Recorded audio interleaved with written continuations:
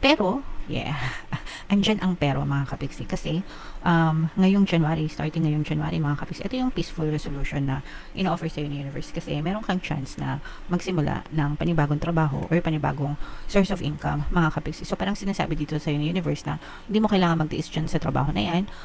Kung gusto mong umalis dyan sa trabaho na yan, you have an option. No? Kumbaga parang may opportunity ka, may option ka na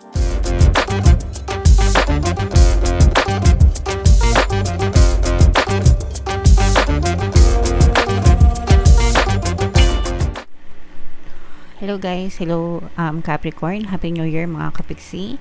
Ang pamagat ng episode natin for tonight is monthly horoscope for January 2025 mga kapiksi, bagong taon na. Sa dulo ng video guys, magkakaroon tayo ng yes or no pick a card reading. Ito yung deck na gagamitin natin guys. Pwede kayo magtanong ng isang tanong, answerable by yes or no. Tapos kung ano yung gusto nyong itanong for January mga kapiksi, and titingnan natin yung sagot ng tarot sa inyo. So, sa dulo ng video yan guys, kaya make sure na tapos nyo yung video hanggang sa dulo. So, unahin natin tong deck na to mga kapiksi. Tingnan natin kung anong mga mensahe sa inyo ng inyong mga gabay sa paparating na bagong taon, January na mga kapiksi. Wow! So, eto guys, napakaganda ng mga mensahe sa inyo ng inyong mga gabay. You have to learn to let go mga kapiksi. Huwag kayong masyadong mag-alala guys, because within the next few weeks, pagpasok ng January mga kapiksi, magkakaroon ng mga peaceful resolution or mga solusyon sa mga problema nyo. This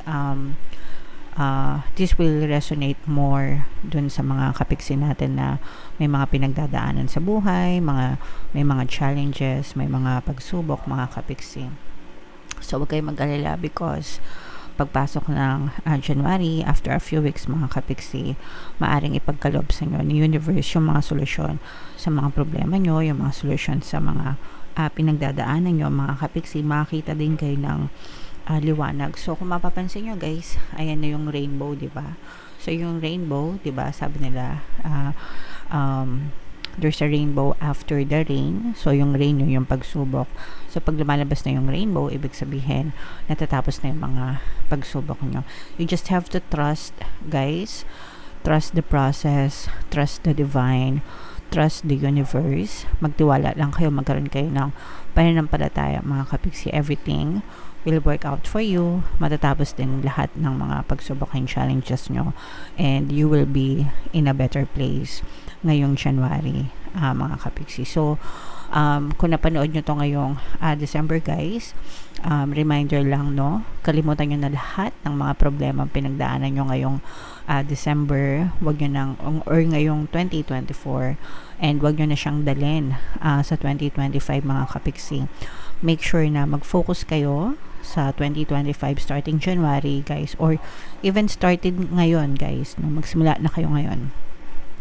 Mag-focus kayo sa desires nyo, sa mga goals nyo, mga kapiksi, instead of focusing dun sa mga problema.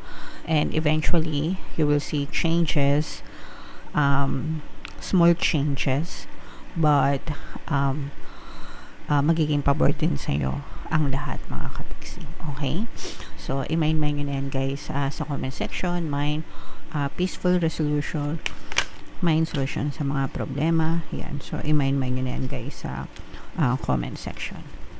So, tingnan natin yung ganap sa inyo next month guys. So, shuffle natin to. Habang sinashuffle ko to, panoorin nyo muna yung video natin regarding sa ating paano mag-manifest ng abundance video course. Kapiksi, sawa ka na ba sa mga struggles at hirap sa buhay mo? Masipag ka ba at masikap sa buhay ngunit hindi ka pa rin umaasenso? Ilang beses ka na bang nag-attempt mag-negosyo at mag-invest pero palagi ka pa rin nalulugi? Sa pagkakataon na ito ay maaaring may subconscious beliefs ka na nagiging balakid sa iyong pag-unlad at pagyaman. Introducing, paano mag-manifest ng abundance video course. Dito ay matututunan mo ma-overcome ang mga balakid mo para tuluyan ka ng umunlad, umasenso, sumagana, maging matagumpay, successful at maswerte sa iyong kabuhayan, pera, trabaho, negosyo sa labi at kaperahan ng bonggang-bongga. Dali, mag-send na ng email sa pinoypixitaro@gmail.com at simulan na ang iyong pagyaman ngayon. Alright, so sa lahat ng gusto mag-avail ng course guys, yung promo natin ngayong December, no? Una magbibigay tayo ng 15% discount. Pangalawa, magbibigay din tayo ng free 3-in-1 pampaswerte sa Blimensa, pampaswerte sa buhay, sa pera, at saka sa love life mga kapiksi. Sobrang ganda ng freebie guys, kaya i-avail nyo na. And meron din tayong bagong course, paano mawala ang third party at magkaroon ng harmonious na relationship para mawala yung mga kabit ng mga jowa nyo guys. 20% discount until December 31, kaya mag-avail na kayo guys. So, Capricorn guys, kayo ay represent ng King of Pens sa ating spread. Dito, this is both negative and positive guys. Yung nakikita nating negative, no, for some of you, masyadong feeling ko merong nagbibigay ng stress sa inyo, especially sa work. This is pwedeng work related siya guys, or yung mga burdens man, no, yung mga pabigat sa buhay, mga kapiksi. Parang etong, kaya nga sabi dito guys, diba, huwag kayong mag-alala, just trust the process and trust the divine, and magkakaroon din ng solusyon dito sa mga problema na pinagdadaanan nyo. For some of you guys, parang merong pabigat sa buhay nyo. I'm sensing na this is more on work related, no, na parang baka masama yung ugali ng boss mo, o kaya may naman obra ka, o kaya baka puro utos ng utos yung boss mo sa trabaho, yung mga ganun guys. O kaya naman, pwede rin na yung iba sa inyo parang marami kayong obligasyon sa bahay, or pwedeng natatrap kayo dun sa trabaho nyo, gusto nyong umalis pero hindi nyo magawa kasi kayo yung breadwinner sa bahay, no? Kumbaga kayo yung kumikita and kailangan nyo yung trabaho na yun.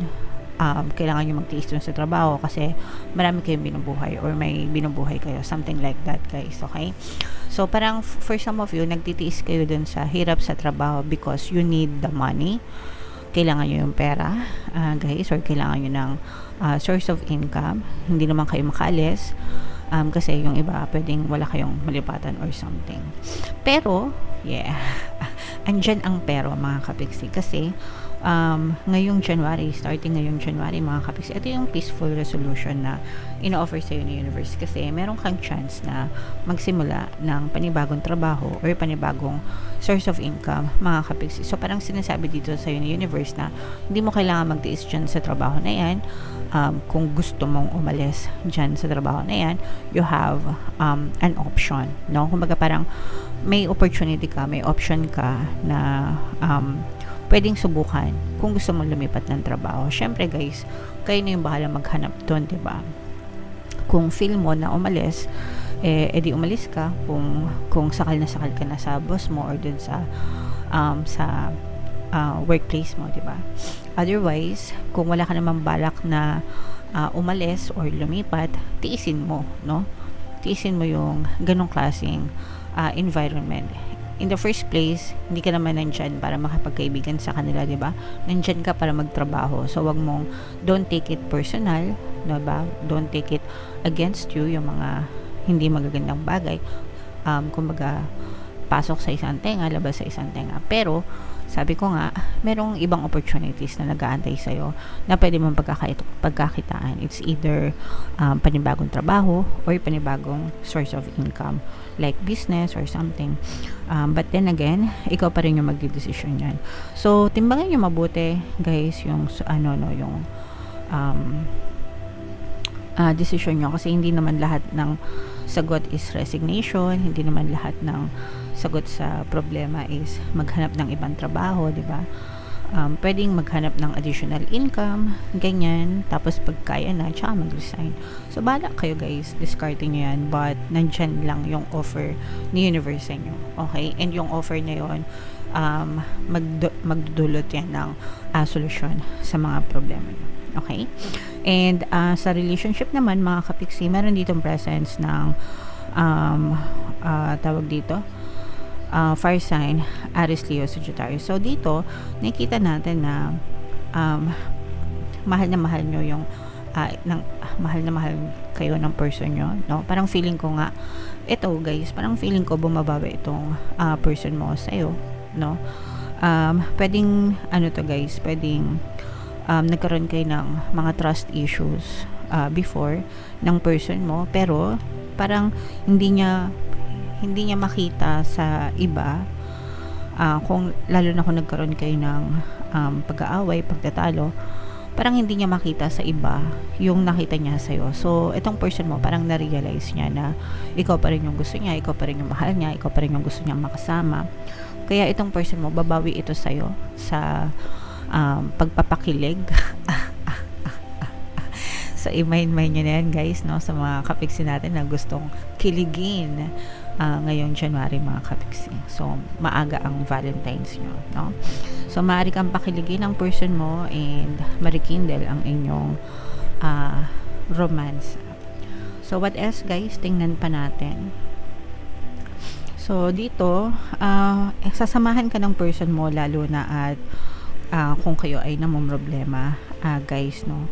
Kasi nga, di ba sabi ko sa inyo, yung iba sa inyo para namomroblema sa trabaho, namomroblema sa pinagkakakita nila, namomroblema sa, parang you have a lot of stress, yung iba sa inyo parang nade-depress na, your partner or your specific person will help you get by, no? Ibig sabihin, doon ka tutulungan ng person mo na parang okay lang yan, kaya mo yan, malalampasan mo rin yan, hindi ka papabayaan ng person mo, hindi kanya, kumbaga parang siya yung paghuhugutan mo ng lakas, okay? Para malampasan mo yung mga kanigahan na na-experience mo pagdating sa trabaho mo or pagdating sa pagkakakitaan mo. And again, no, sabi ko nga sa inyo, guys, itong person mo, pagdating sa love, babawi ito sa'yo. Babawi ito sa'yo. And lahat ng kabutihan na pinakita mo sa kanya, lahat ng pagmamahal na pinakita mo sa kanya, ibabalik niya sa'yo ng doble or triple pa, mga kapiksi. Your person wants another chance para patunayan sa'yo kung gaano ka ka-importante at kung gaano ka kamahal niya, mga kapiksi.